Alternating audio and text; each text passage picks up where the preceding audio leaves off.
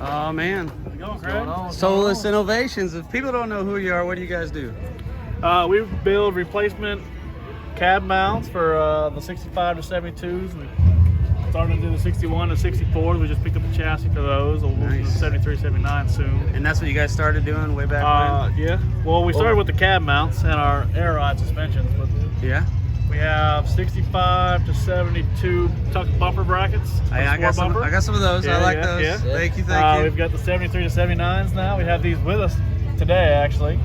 We're working on a 61 through 72 bolt-in fuel tank for carburetor and fuel injection. I'm interested in that. Tell us more about that. We got one right back here if you'd like let's to check look it at out. it.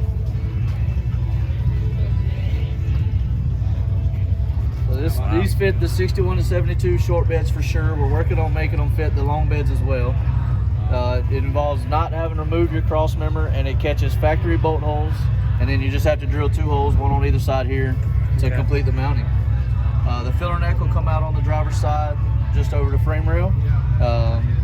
You could accept a factory Coyote fuel pump from a F150 with a slight modification to the pump itself. You can run a carburetor with an external fuel pump.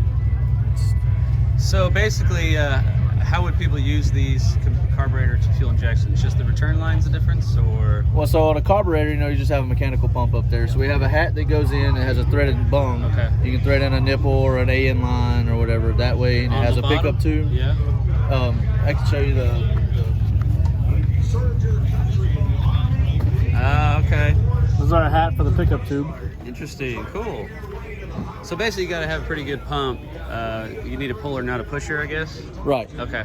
So and a lot of the older, original FE motors and stuff, they just had the mechanical pump on the block. Right. So then it would just pull through there. Right. Or you could put a pump on the frame rail if you want to go electric pump. Can you do a?